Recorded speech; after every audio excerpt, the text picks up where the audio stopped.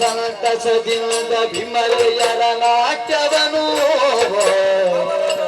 ಅಮಿತ ಸಂತಸದಿಂದ ವಿಮಲೆಯರ ನಾಟ್ಯವನು ಗಮನಿಸುತ್ತ ಭ್ರಮೆಗೊಂಡ ಸಮಯ ಸಂಭ್ರಮದಿ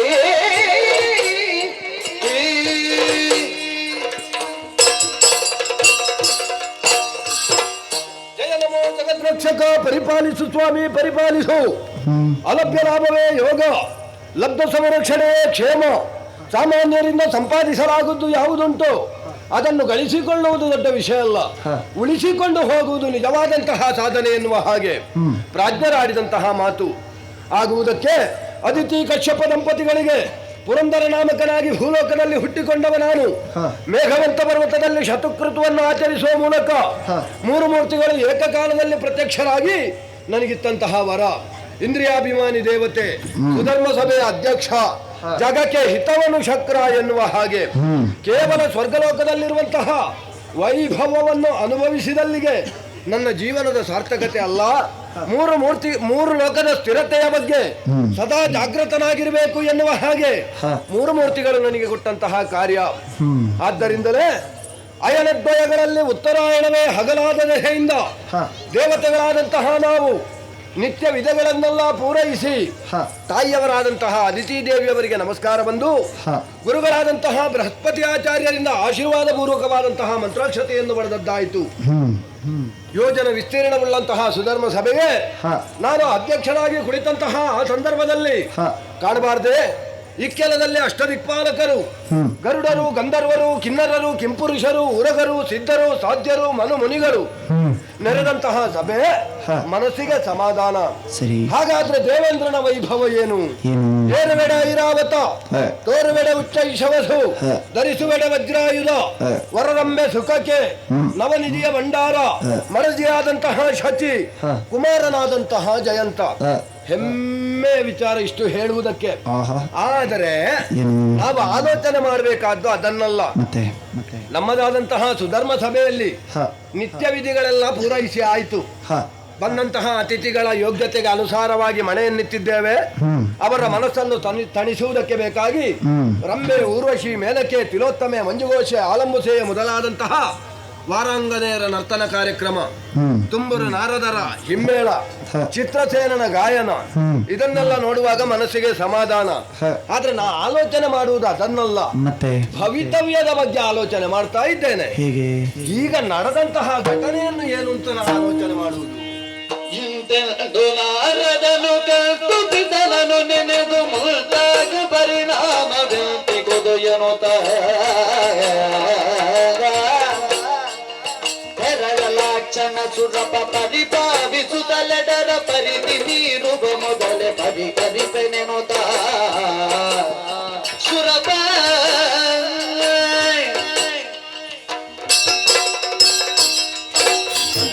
ಇನ್ನೇನು ಸಭೆಯನ್ನು ವಿಸರ್ಜಿಸಿ ಅಂತಃಪುರವನ್ನು ಸೇರಬೇಕು ಎನ್ನುವ ಹಾಗೆ ನಾ ಬಗೆದಾಗ ಕೇಳಿದ್ದು ಹರಿನಾಮ ಸ್ಮರಣೆ. ಸರಿ. ಬಂದವರು ಯಾರು?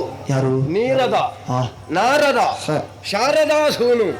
ಬಂದಂತಹ ಉದ್ದೇಶ ಏನು ಎನ್ನುವ ಹಾಗೆ ಆತನಲ್ಲಿ ಕೇಳಿದಾಗ ಹೇಳಿದಂತಹ ಮಾತಾದರೂ ಯಾವುದು? ಯಾವುದು? ಸೂರ್ಯವಂಶೀಯನಾದಂತಹ ವರ್ತಮಾನ ಪ್ರಪಂಚದಲ್ಲಿ ಪ್ರಬಲನಾಗಿ ವಿಜೃಂಭಿಸ್ತಾ ಇರುವಂತಹ ವೀರವೈಷ್ಣವನಾದಂತಹ ಅಂಬರೀಷ ಭಕ್ತಿಯ ಮುಖೇನವಾಗಿ ನಾರಾಯಣನಿಂದ ಸುದರ್ಶನವನ್ನು ಸೆಳೆಕೊಂಡಿದ್ದಾನಂತೆ. ಅಲ್ಲ, ಯಾರಿಗೆ ಏನು ಕೊಟ್ಟರು ನಮಗೆ ಬೇಸರಲ್ಲ. ಮತ್ತೆ ನಮ್ಮ ಸಮಸ್ಯೆಗೆ ಯಾರು ಹೊಣೆಗಾರರು? ಎಲ್ಲಾದ್ರೂ ರಾಕ್ಷಸರ ದಾಳಿ ನಮ್ಮ ನಾಕಲೋಕಕ್ಕೆ ಆಯ್ತು ಅಂತಾದ್ರೆ ನಾವು ಹೋಗುವುದು ಎಲ್ಲಿಗೆ? ಹೌದು. ಒಂದು ಮಾತೇ ಇಲ್ವಾ ಸ್ವಾಮಿ? ಹೇಗೆ? ಹಗೆಗಳಿಗೆ ವರವ ನೀವರೀರ್ವರು, ಕೊಟ್ಟ ವರಗಳ ತೆಗೆಯಲರಿಯರು, ಕೊಟ್ಟು ಕಾಯುವ ಸಮರ್ಥ ಜಗತ್ತಿಯೊಳಗೆ ರಮಾದವನಲ್ಲದೆ ಇನ್ನಾರು. ಆ ರಮಾದವ ಸುದರ್ಶನವನ್ನು ಹಾಗೆ ಸಿಕ್ಕವರಿಗೆ ಕೊಟ್ಟ ಅಂತಾದ್ರೆ ಮತ್ತೆ ನಾವು ಬದುಕುವುದು ಹೇಗೆ? ಬಹುಶಃ ಹೀಗೋ ಏನೋ. ಹೇಗೆ? ಅಂಬರೀಷ ನಮ್ಮದಾದಂತಹ ಸ್ವರ್ಗಲೋಕದ ಮೇಲೆ ಒಂದು ಲಕ್ಷ್ಯವನ್ನಿಟ್ಟಿದ್ದಾನೆ. ಅಂದರೆ ಇನ್ನಲ್ಲ ನಾಳೆಯಾದರೂ ಕೂಡ ದೇವೇಂದ್ರನ ಪೀಠವನ್ನೊಮ್ಮೆ ಏರಬೇಕು ಎನ್ನುವಂತಹ ಅಭಿಲಾಷೆ ಆತನ ಮನಸ್ಸಿನಲ್ಲಿ ಉಂಟೋ ಏನೋ. ಆದ್ದರಿಂದ ಮೊದಲಾಗಿ ನಾರಾಯಣ ಸ್ವಾಮಿಯನ್ನೇ ಒಲಿಸಿಕೊಂಡೆ ಉಂಟಾದ್ರೆ ಮತ್ತೇನು ಮಾಡುವುದಕ್ಕಾಗುವುದಿಲ್ಲಲ್ಲ. ಅದಷ್ಟೇ. ನಾವು ಸುಮ್ಮನೆ ಇರಬಹುದೇ? ಇರುವುದಕ್ಕಾಗುವುದಿಲ್ಲ. ಮತ್ತೆ ನಮಗೆ ಬೇಕು ಅಂತಲ್ಲ, ಅವನಿಗೆ ಉಂಟಲ್ಲ. ನಮ್ಮ ಸಮಸ್ಯೆ ಅದು. ನಮಗೆ ಬೇಕು ಅಂತಲ್ಲ, ಅವನಿಗೆ ಯಾಕೆ ಅದು? ಸುದರ್ಶನ ಚಕ್ರದಿಂದ ಅವನಿಗೆ ಏನಾದ್ರೂ ಅಗತ್ಯ ಉಂಟಾ? ಇಲ್ಲ. ಭೂಲೋಕದಲ್ಲಿರುವಂತಹ ಒಬ್ಬ ರಾಜನಿಗೆ ಬೇಕಾದಂತಹ ಆಯುಧ ಆತನ ಪುರದಲ್ಲಿ ಉಂಟು. ಮತ್ತೆ ನಾರಾಯಣ ಸ್ವಾಮಿ ಪ್ರಯೋಗಿಸುವಂತಹ ಸುದರ್ಶನದ ಅಗತ್ಯತೆ ಆತನಿಗೆ ಅಂತಕ್ಕೆ. ಹಾಗಾದ್ರೆ ಅದನ್ನು ಸೆಳೆಯಲೇಬೇಕು. ಹೇಗೆ ಸೆಳೆಯೋಣ? ಹೇಗೆ? ಆ ನಾರದ್ರು ಬಂದ್ರು, ಪ್ರಕರಣವನ್ನು ಎಬ್ಬಿಸಿದ್ರು, ಅವರವರಷ್ಟಕ್ಕೆ ಹೋದ್ರು. ಇನ್ನು ಇಲ್ಲಿ ತಲೆ ಹಾಳು ಮಾಡಿಕೊಂಡು ಸಾಯ್ಬೇಕಾದವ ನಾನು. ಏನು ಮಾಡೋಣ?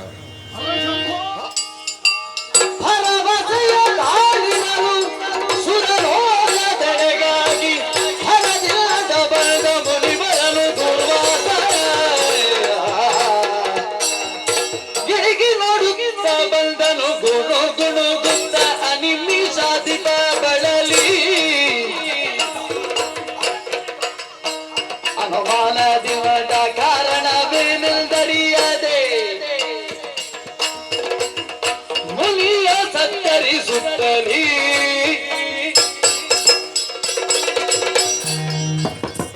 ನೀನು ವರಸಿದ್ಯಾಕ ಅಷ್ಟು ಧೂಳು ಉಂಟಾ? ಹಾಗಲ್ಲ ಸ್ವಾಮಿ, ತಮ್ಮಂತಹ ಯೋಗ್ಯತಾವಂತರು ಬಂದಾಗ ಧೂಳು ಉಂಟು ಎನ್ನುವ ಕಾರಣಕ್ಕೆ ನಾವು ಒರೆಸುವುದಲ್ಲ.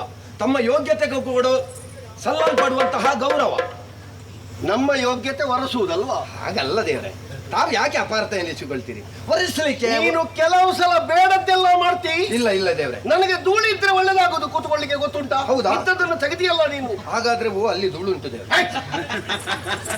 ಆಯ್ತು, ಬೇಸರ ಮಾಡಬೇಡಿ. ಆರತಿಯಲ್ಲಿ ಅರದೋ ಮುನಿ ಕುಲ ತಿಲಕ ದೂರ್ವಾಸ, ಅರದೋ ಮುನಿ ಕುಲ ತಿಲಕ ದೂರ್ವಾಸಾಯೇ. ಎಣ್ಣೆ ಸರಿ ಹಾಕಿದ್ರೆ ಆರದು, ಅದು ಅಲ್ಲಿಡು, ನಮಗಾಗುದಿಲ್ಲ ಅದು. ದೇವ್ರೆ, ಬಹಳ ಸಂತೋಷವಾಯಿತು. ದೂರ್ವಾಸ ಮಹರ್ಷಿಗಳು ಬನ್ನಿ ಅಂತ ಹೇಳಿದ್ರೆ ನೀವು ಬರುವವರಲ್ಲ, ಬರಬೇಡಿ ಅಂತ ಹೇಳಿದ್ರೆ ಬಾರದೇ ಇರುವವರಲ್ಲ. ತಮ್ಮಂತಹ ಯೋಗ್ಯತಾವಂತರು, ಸಂತರು, ಮಹಂತರು, ಜ್ಞಾನಿಗಳು, ಪರಮಜ್ಞಾನಿಗಳು, ವಿಜ್ಞಾನಿಗಳು, ಅವಧೂತರು ಕಾರ್ಯ ಕಾರಣ ಇಲ್ಲದೆ ಒಂದು ಕಡೆಯಿಂದ ಮತ್ತೊಂದು ಕಡೆಗೆ ಹೋಗುವವರಲ್ಲ. ಬನ್ನಿ ಅಂತ ಹೇಳಲಿಕ್ಕೆ ನೀನಿಟ್ಟ ಜನವ ನಾನು. ಖಂಡಿತ ಹಾಗಲ್ಲ. ಬರಬೇಡಿ ಅಂತ ಹೇಳಿದ್ರೆ ನಿನ್ನದ್ದ ಈ ಲೋಕ ಅಲ್ಲ. ಎಂತದ್ದು ಪ್ರಭು, ಬಂದಂತಹ ತಮ್ಮನ್ನು ಗೃಹಸ್ಥನಾಗಿ ನಾನು ಯಾವ ರೀತಿಯಾಗಿ ಉಪಚಾರ ಮಾಡಬೇಕು ಆ ರೀತಿಯಾಗಿ ಉಪಚರಿಸಿದ್ದೇನೆ. ಪಾದಾಗ್ನಿಗೆ ಭಾಜ್ಯ, ಪೃಷ್ಠಾಗ್ನಿಗೆ ಆಸನ, ಮುಖಾಗ್ನಿಗೆ ಆಚಮನೀಯ, ಉದರಾಗ್ನಿಗೆ ಮಧುಬರ್ಕ ಇತ್ತು ಮನ್ನಿಸಿದ್ದೇನೆ. ಅಷ್ಟು ತೃಪ್ತಿ. ಶಾಬಾಸ್, ಸಂತೋಷವಾಯಿತು. ನನ್ನ ಸೇವೆಯಲ್ಲಿ ಏನು ಕೊರತೆ ಆಗ್ಲಿಲ್ಲ ಅಂತ ಅರ್ಥ ಆಯ್ತು. ನೀನಾದ್ರೂ ಹೇಳಲಿಕ್ಕೆ ಆಯ್ತಾಯ್ತು, ಅದು ನಾನು ಮೆಚ್ಚಿದ್ದು. ಆಯ್ತಾ? ಆಯ್ತು ದೇವ್ರೆ. ತಪಸ್ಸಿನಿಂದ ಎದ್ದ ಕ್ಷಣ ನನಗೊಮ್ಮೆ ನಿನ್ನನ್ನು ಕಾಣಬೇಕು ಅಂತಾಯ್ತು. ನೀನು ಹೇಗಿದ್ದಿ? ಸೌಖ್ಯವೋ ನಿನಗೆ? ನಾನು ತೊಂದರೆ ಇಲ್ಲ ದೇವ್ರೆ, ಈಗ ತೊಂದರೆ ಇಲ್ಲ. ಆದ್ರೆ ಒಂದು ಸ್ವಲ್ಪ ಮನಸ್ಸಿನಲ್ಲೆಲ್ಲ ನೋವು ಎಲ್ಲ ಉಂಟು ದೇವ್ರೆ. ಅದನ್ನೆಲ್ಲ ಹೇಳುವುದಕ್ಕೆ ಹೋದ್ರೆ ನಮ್ಮ ಹುಳುಕನ್ನು ನಾವು ಹೊರಗೆ ಹಾಕಿಕೊಂಡ ನೋಡು, ಅದರಷ್ಟು ಕೆಟ್ಟದ್ದು ಮತ್ತೊಂದಿಲ್ಲ. ಯಾಕೆ ದೇವ್ರೆ? ಮನಸ್ಸಿನ ಒಳಗೆ ಒಂದು ನೋವು ಇಟ್ಟುಕೊಂಡ್ರೆ ಅದು ನಮ್ಮನ್ನೇ ತಿಂತದೆ. ಹೌದು, ಮರದ ಹುಳ ಮರವನ್ನೇ ತಿಂತದೆ. ದೇಹದಲ್ಲಿರುವ ಕೆಟ್ಟದ್ದಾದಂತಹ ಚಿಂತನೆ ಅದು ನಮ್ಮನ್ನೇ ಕೊಲ್ತದೆ. ನೀನು ಹೇಳು, ಆತ್ಮೀಯರಲ್ಲಿ ನಾವು ಒಂದು ವಿಷಯವನ್ನು ಹೇಳಿದಾಗ ಕಟ್ಟಾದ್ರೆ ಅದು ತಗ್ಗುತ್ತದೆ. ಲಾಲಿಸೋ ಮುನಿವರಿಯ ಮನದೊಳು ತಾಳಿದ ಯೋಚನೆಯ ಮುನಿವರ್ಯ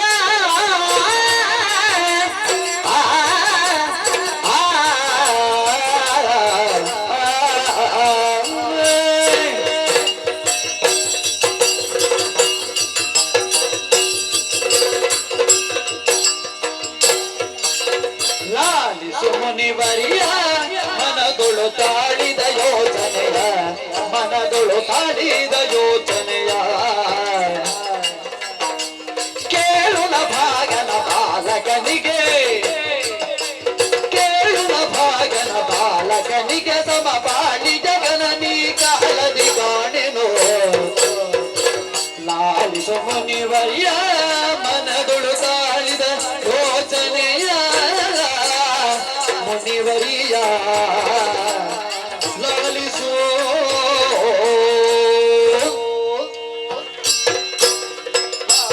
ಮುನಿವರಿಯ.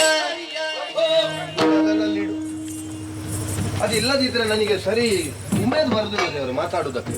ನನಗೆ ಅದು ಆ ಜಾಗದಲ್ಲಿ ಇದ್ರೆ ಚಂದ ಕಾಣುದಿಲ್ಲ. ಸರಿ ಸರಿ ದೇವ್ರೆ, ಎಲ್ಲಿಂದ ಪ್ರಾರಂಭಿಸುವುದು? ಇಲ್ಲಿಂದ ಪ್ರಾರಂಭ. ದೇವ್ರೆ, ಏನು ಅಂತ ಹೇಳಿ? ನೀನು ಆಗದಿಂದ ಅದನ್ನೇ ಹೇಳುವುದಿದ್ರೆ ಮತ್ತೆ ಹೇಳುವುದೆಂತದ್ದು? ನಾನು ಪ್ರಾರಂಭಿಸುವುದೆಲ್ಲಿಂದ ಅಂತಲೇ ನನಗೆ ಅರ್ಥ ಆಗುದಿಲ್ಲ. ಯಾಕೆ ತಾವು ಹೇಳಿ ಕೇಳಿ ಕೋಪಿಷ್ಟರು. ಎಲ್ಲಿಯಾದ್ರೂ ನಾನು ಆಡುವಂತಹ ಮಾತನ್ನು ಕೇಳಿ ತಮಗೆ ಪಕ್ಕನೆ ಕೋಪ ಬಂತು ಅಂತಾದ್ರೆ ತಮ್ಮ ಕೋಪಾಗ್ನಿಗೆ ನಾನು ಮದುವೆ ಆಗ್ಬೇಕಾದಿತ್ತು ಗುರುಗಳೇ. ನನಗೆ ಕೋಪ ಯಾವಾಗ ಬರ್ತದೆ ಅಂತ ನನಗೇ ಗೊತ್ತಾಗುದಿಲ್ಲ. ಕೆಲವು ಸಲ ಅದೇ ಸಮಸ್ಯೆ ವಿರೋಧಕ್ಕೆ ಬಂದು ಹೋಗ್ತದೆ. ಹೌದು, ಕೆಲವರೆಲ್ಲ ಹೇಳುವ ಕ್ರಮ ಉಂಟು, ದುರ್ವಾಸನೆಗೆ ಮೂಗಿನ ತುದಿಯಲ್ಲಿ ಸಿಟ್ಟು ಅಂತ. ಹೌದು, ಅದು ವಿದ್ಯುತ್ತೇ ಗೊತ್ತಾಗುದಿಲ್ಲ ನನಗೆ. ಹೌದು. ಹೇಳು ದೇವ್ರೆ, ನಾನು ಸ್ವರ್ಗಲೋಕದಲ್ಲಿ ಬಹಳ ವಿಜೃಂಭಣೆಯಿಂದ ಆಳ್ವಿಕೆಯನ್ನು ಮಾಡ್ತಾ ಇರುವ ವಿಚಾರ ತಮಗೆ ಗೊತ್ತುಂಟು. ಈಗಲೂ ಅದೇ ಅಲ್ವಾ ನಿನ್ನದು? ಹೌದು. ತಾವೇ ಮಂತ್ರಾಕ್ಷತೆಯನ್ನು ತಲೆಗೆ ಹಾಕಿ ಈ ಜಾಗಕ್ಕೆ ಒಂದು ನೀನು ಆದೀತು ಮಗ, ನಾನು ಅಂತಲ್ಲ ಎಲ್ಲರೂ ನೀನೇ ಆದೀತು ಅಂತ ಹೇಳಿದ್ದು. ಹೌದಲ್ಲ? ಈಗ ನಾನು ನನ್ನಷ್ಟಕ್ಕೆ ಇರುವಾಗ ನನಗೆ ನಮ್ಮವರಿಂದಲೇ ತೊಂದರೆ ಆಗುತ್ತದೆ ಅಂತಾದ್ರೆ ಇದನ್ನು ಪರಿಹರಿಸಬೇಕಾದವರು ಯಾರು? ನಿನ್ನವರಿಂದ? ಹೌದು. ಯಾರು ಅಗ್ನಿ ತೊಂದರೆ ಮಾಡಿದ್ರು? ಅಗ್ನಿ ತೊಂದರೆ ಮಾಡುವವನಲ್ಲ. ಉಪದ್ರ ಕೊಟ್ಟ ಅವರೆಲ್ಲ ಅಷ್ಟದಿಕ್ಪಾಲಕರಲ್ವಾ? ವರುಣ ಹೇಳುವುದನ್ನು ಕೇಳಲಿಲ್ವಾ? ಅಲ್ಲಿ ನಾನು ಹೇಳಿದ ಹೆಂಡತಿ ನಿನ್ನನ್ನು ತಿರಸ್ಕರಿಸಿದಳ. ಅಯ್ಯೋ ದೇವರ, ಅವಳಿಗೆ ನಿನ್ನ ಮೇಳದವರು ಏನಾದ್ರೂ ಎಂತದಾದ್ರೂ ಬೇಡದ್ದೇ ಹೇಳಿದ್ರ? ಮೇಳದವರು ಏನು ಹೇಳುವುದಿಲ್ಲ ಎದುರಿಗೆ. ನಿನ್ನ ಮೇಳದವರು ರಂಬೆ ಊರ್ವಶಿ. ಹೌದೌದು, ಅವರು ಎದುರಿಗೆ ಏನು ಹೇಳುವುದಿಲ್ಲ, ಹಿಂದಿನಿಂದ ಹೇಳ್ತಾರ. ಅದು ನಿನ್ನ ಹಣೆ ಬರ ಬಿಡು, ಹಿಂದಿನಿಂದ ಹೇಳುದು ಅಷ್ಟೇ. ಅಲ್ಲ ಬಿಡು. ನನಗೆ ಅಂತ ಬಿಡಿ ಸ್ವಾಮಿ, ತಮ್ಮಂತವ್ರು ನನ್ನ ಸುದ್ದಿ ಮಾತಾಡಿದ್ರೆ ಜಾಗ್ರತೆ. ನನ್ನನ್ನು ಎಲ್ಲ ಹೇಳುವವರೇ, ನಮಗೆಲ್ಲ ಅಂಟುವುದಿಲ್ಲ. ಅತ್ರ ವಿವಾಂಬಸಿ, ನಾವು ಇದ್ದು ಇಲ್ಲದಂತೆ ಇರುವವರು. ಆಯ್ತು ಸ್ವಾಮಿ. ನಾರಾಯಣ ಸ್ವಾಮಿ ಸ್ವರ್ಗಲೋಕದಲ್ಲಿ ಯಾರು? ಅವ ಮೇಲ್ವಿಚಾರಕ, ಅವನಷ್ಟು ದೊಡ್ಡವರು ಬೇರೊಬ್ಬರು ಇಲ್ಲ. ಉಪೇಂದ್ರ. ಹೌದಾ? ಹೌದು. ನನಗಿಂತ ಹೆಚ್ಚು ಸ್ವರ್ಗಲೋಕದ ಏಳಿಗೆಯ ಬಗ್ಗೆ, ಸ್ವರ್ಗಲೋಕದ ಜಾಗ್ರತೆಯ ಬಗ್ಗೆ ಜವಾಬ್ದಾರಿಯನ್ನು ಹೊತ್ತವರು ನಾರಾಯಣ ಸ್ವಾಮಿ. ಹೌದಾ ಅಲ್ವಾ? ಹೊಣೆಗಾರಿಕೆ ಉಂಟು, ಹೊಣೆಗಾರಿಕೆ ಉಂಟು. ಹೌದಾ? ಹೌದು. ಭೂಲೋಕದಲ್ಲಿ ಅಂಬರೀಷ ಸೂರ್ಯವಂಶದವ ಒಬ್ಬ ರಾಜ, ನಭಾಗನ ಮಗ. ಹೌದು. ಅವನ ವಿಚಾರ ಗೊತ್ತುಂಟಲ್ಲ? ಅಂಬರೀಷ ಗೊತ್ತುಂಟ? ಹೌದು. ಅಂಬರೀಷನ ಪರಿಚಯ ಉಂಟಲ್ಲ? ಓ, ಅಂಬರೀಷನ ಬಗ್ಗೆ ಎಷ್ಟು ವರ್ಷದಿಂದ ನಾವು ಕೇಳ್ತಾ ಇದ್ದೇವೆ. ಸರಿ ಸರಿ. ಹೌದಾ? ಆ ಅಂಬರೀಷ ಇತ್ತೀಚೆಗೆ ನಾರಾಯಣ ಸ್ವಾಮಿಯನ್ನು ಒಲಿಸಿ ನಾರಾಯಣ ಸ್ವಾಮಿ ಪ್ರಸಾದ ರೂಪವಾಗಿ ತನ್ನ ಸುದರ್ಶನವನ್ನು ಅಂಬರೀಷನಿಗೆ ಕೊಡ್ಲಿ. ಅವರು ಕೊಟ್ಟರು, ಇವರು ತಕೊಂಡ್ರು. ಅದರಲ್ಲಿ ನಿನಗೇನು ನನಗೇನು? ಅವರ ವ್ಯವಹಾರ ಅಲ್ವಾ? ಈಗ ತಗೊಳ್ಳುವವನಿಗೆ ಅಗತ್ಯ ಇರಬೇಕು, ಇಲ್ವಾ ಕೊಡುವವನಿಗೆ ಅಗತ್ಯ ಇಲ್ಲದೆ ಅವ ಕೊಡುವುದಾಗಿರ್ಬೇಕು. ಈಗ ಅವರ ಚಿಂತನೆಯನ್ನು ನಾವು ಯಾಕೆ ಕೆದಕುವುದು? ಈಗ ಕೊಡುವ ದೇವರು ಏನು ಹೆಡ್ಡನೋ ಅಲ್ಲ? ತೆಕ್ಕೊಳ್ಳುವವನಿಗೆ ಅಷ್ಟು ಅರ್ಹತೆ ಇಲ್ಲದೆ ಇದ್ರೆ ಇವರು ಕೊಡ್ತಾರ? ಕೊಡುವುದಿಲ್ಲ. ಅವರು ಕೊಡುವಾಗ ತನಗೆ ಬೇಡದೇ ಇದ್ರೆ ಅದು ಬೇಡ ಅಂತ ತೆಕ್ಕೊಳ್ಳುವ ಹೇಳುವುದಿಲ್ವಾ? ಹೌದು. ಮತ್ತೆ ನಿನಗೇನು ಹೊಟ್ಟೆ ನೋವು? ನನಗೆ ಸಮಸ್ಯೆ ಆದದ್ದು ಯಾಕೆ ಅಂತ ಹೇಳಿದ್ರೆ, ಇದು ಎಲ್ಲಿಯೇ ಪ್ರಾರಂಭ ಆಗಲಿ ಕೊನೆಗೆ ಬುಡ ಸಮೇತ ಬರುವುದು ನನ್ನ ಬಳಿಗೆ. ಅದೆಂತದು? ಇಲ್ಲದಿದ್ರೆ ನೀವು ಆಲೋಚನೆ ಮಾಡಿದೇವ್ರೆ, ಒಂದು ಮನ್ವಂತರಕ್ಕೆ ನಾನೊಬ್ಬ ದೇವೇಂದ್ರ ಎನ್ನುವ ಹಾಗೆ ಸಂಕಲ್ಪಿಸಿ ನನಗೆ ಅಧಿಕಾರವನ್ನು ಕೊಟ್ಟದ್ದು. ಹೌದಾ? ನಿನ್ನ ಮನ್ವಂತರದಲ್ಲಿ ಈಗ ಚಕ್ರದ ವಿಷಯದಲ್ಲಿ ಗೊತ್ತಾಯ್ತು ನನಗೆ. ಚಕ್ರದ ವಿಷಯದಲ್ಲಿ ಚಕ್ರದಿಂದಲೇ ಪ್ರಾರಂಭಿಸುವುದು ಚಕ್ರದಿಂದಲೇ.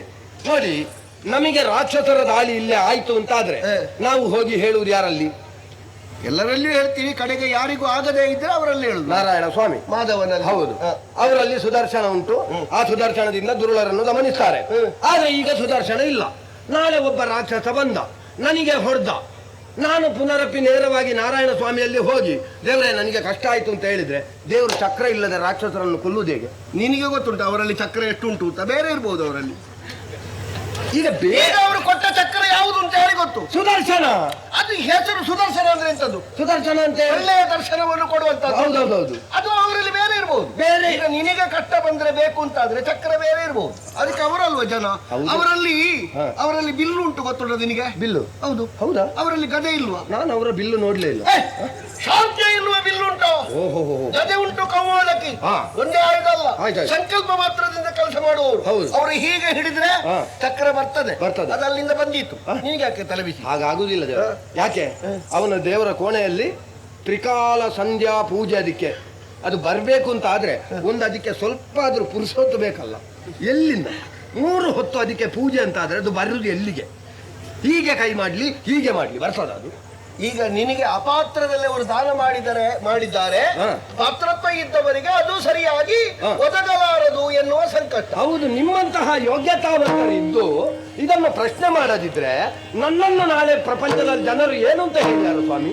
ನೀವು ಇದನ್ನೆಲ್ಲ ಕೇಳಬೇಕಾದವರು ನೀವು. ಯಾಕೆ? ಪ್ರಪಂಚ ಎನ್ನುವುದು ನಿಂತಿರುವುದೇ ಋಷಿಕಲ್ಪದ ಮೇಲೆ. ಹಾಗಾಗಿ ನಿಮ್ಮಂತಹ ದೇವತೆಗಳು ಕೆಟ್ಟರು ಅಂತಾದ್ರೆ, ದೇವತೆಗಳು ತಪ್ಪು ದಾರಿಯಲ್ಲಿ ನಡೆದರು ಅಂತಾದ್ರೆ ಅದನ್ನು ಕೇಳಬೇಕಾದ್ದು ದೂರ್ವಾಸರಂತ ಯೋಗ್ಯತಾವಂತರು. ದೇವೇಂದ್ರ ಕೇಳುದ? ದೇವೇಂದ್ರನಿಗೆಂತ ಮಣ್ಣಗಟ್ಟಿ ಗೊತ್ತುಂಟು? ಏನು ಗೊತ್ತಿಲ್ಲ ದೂರ್ವಾಸರಿಗೆ. ಆಗ ದೂರ್ವಾಸರಿಗೆ ಗೊತ್ತಿದ್ದಷ್ಟು ಪ್ರಪಂಚದಲ್ಲಿ ಯಾರಿಗೆ ಗೊತ್ತುಂಟು? ಪ್ರತ್ಯಕ್ಷ ಪ್ರಳಯ ಕಾಲದ ಶಿವನೇ ಬಂದರೂ ಕೂಡ ದೂರ್ವಾಸರಿಗೆ ಇದಿರುಂಟ ಉಂಟಾ? ವಿಗಡ ಮುನಿ ಸಲ್ತ ಬಿಸಿ ಸುರಪನ, ವಿಗಡ ಮುನಿ ಸಲ್ತ ಬಿಸಿ ಸುರಪನ, ಬಿಗಿದ ಚಿಂತೆಯ ನರಿತ ಮೇಲಕ್ಕೆ ಲಘು ಬಗೆಯೊಣೆ ತಂದೆನ ನೃಪ ನಿಲಯದೆಡೆಗಾಗಿ. ವಿಗಡ ಮುನಿ ಸಲ್ತ ಬಿಸಿ ಸುರಪನ,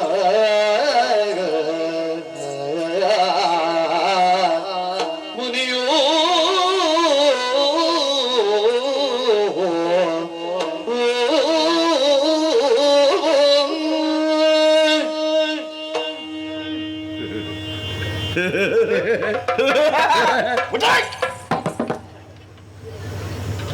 ನೀವೇ ಹೇಳ್ಬೇಕಾ ನಾನು ಏನು ಅಂತ? ಅಲ್ಲ, ನಿಮಗೆ ಗೊತ್ತಿಲ್ವೋ? ಗೊತ್ತುಂಟು ದೇವ್ರೆ. ನೀನು ನೆನಪು ಮಾಡಿದ್ದು ಒಳ್ಳೇದಾಯ್ತು. ಮತ್ತೆ ಈಗ ನಾನಾದ್ರೆ ಬಿಡಿ, ನಾನು ಅಲ್ಲದಿದ್ರೆ ಮತ್ತೊಬ್ಬ ದೇವೇಂದ್ರನನ್ನು ಕೂತ್ಕೊಳಿಸಬಹುದು. ನಿಮ್ಮಂತ ಯೋಗ್ಯತಾವಂತರಿರುವಾಗ ನಿಮ್ಮಲ್ಲಿ ಒಂದು ಮಾತು ಹೇಳದೆ ನಾರಾಯಣ ಸ್ವಾಮಿ ಹೇಗೆ ಕೊಟ್ಟರು ಚಕ್ರವನ್ನು? ಎಲ್ಲ ಅವರವರ ಇಷ್ಟವ. ಅಲ್ಲ, ಅದು ನಾರಾಯಣ ದೇವರು ಚಕ್ರ ಯಾಕೆ ಕೊಟ್ಟದ್ದು ಅವನಿಗೆ?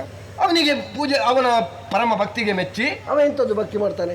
ಅವ 3 ಹೊತ್ತು ಪೂಜೆ, ಏಕಾದಶಿ ವೃತ್ತ.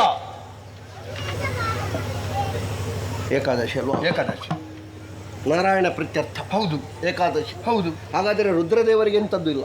ಅದೇ ನಾನು ಅದನ್ನೇ ಹೇಳುದು. ಈಗ ದೇವರಲ್ಲಿ ಭೇದ ಮಾಡಿದ್ರು ಅಂತ ಆದ್ರೆ ನಾಳೆ ಏನಾದೀತು? ಪ್ರಪಂಚ ವರ್ಣ ಸಾಂಕರ್ಯ ಆಗ್ಲಿಕ್ಕಿಲ್ವಾ?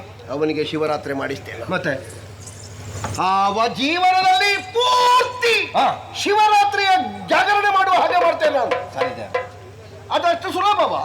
ಒಂದೊಂದು ಮನೆಯಲ್ಲಿ ಇಟ್ಟುಕೊಳ್ಳುವುದಕ್ಕೆ ಅದೊಂದು ವಸ್ತು. ಅದೇ ನಾನು ಹೇಳುದು. ಇವರು ಒಬ್ಬೊಬ್ರು ಒಂದೊಂದು ಮನೆಯಲ್ಲಿ ಚಕ್ರವನ್ನು ಇಟ್ಟುಕೊಂಡ್ರೆ ಪ್ರಪಂಚದಲ್ಲಿ ಎಷ್ಟು ಮಂದಿಯ ಮನೆಗೆ ಅಂತ ಚಕ್ರ ಕಳಿಸುವುದು? ನೀ ಮಾತಾಡಬೇಡ, ಗೊತ್ತಾಯ್ತಲ್ಲ? ಪ್ರಕರಣವನ್ನು ನೋಡು ನೀನು. ಆಯ್ತು. ದುರ್ವಾಸ ರಂಗಕ್ಕಿಳಿಯುವುದು ಗೊತ್ತುಂಟ? ಆಯ್ತಾಯ್ತು. ನನಗೆ ಆ ವಿಶ್ವಾಸ ಉಂಟು ಗುರುಗಳೇ. ನೀವು ಈ ರಂಗಕ್ಕೆ ಅವನಿಗೆ ಹಿಡಿದದ್ದನ್ನು ಪೂರ್ತಿ ಕಳಚಿಯನ್ನು ಗೊತ್ತುಂಟ ನಾನು. ಆಯ್ತು ಗುರುಗಳೇ, ಆಯ್ತು ಗುರುಗಳೇ. ತಾವು ಈಗಲೇ ಹೊರಡ್ತೀರಾ ಅಥವಾ ನಿಮಗೆ ಪುಷ್ಪಕ ವಿಮಾನ ಬೇಕಾ?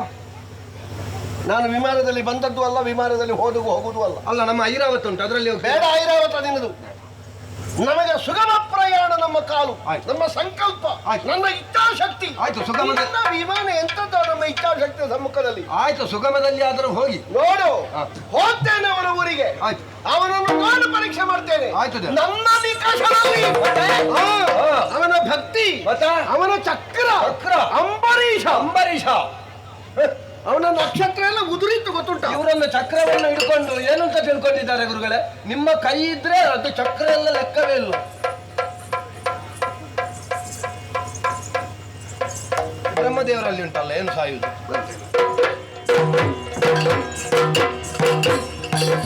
ಅಬ್ಬಾ!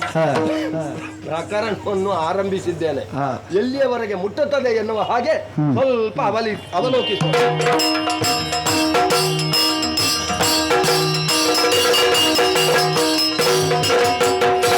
ನಮ್ಮ ಚಾನಲ್ನಲ್ಲಿ ಬರುವ ವಿಡಿಯೋಸ್ ನಿಮಗೆ ಇಷ್ಟ ಆಗಿದ್ರೆ ಲೈಕ್ ಮಾಡಿ, ಶೇರ್ ಮಾಡಿ, ನಮ್ಮ ಚಾನಲನ್ನು ಸಬ್ಸ್ಕ್ರೈಬ್ ಮಾಡಿ ನಮ್ಮನ್ನು ಬೆಂಬಲಿಸಿ. ಯಕ್ಷಗಾನ ಗೆಲ್ಗೆ.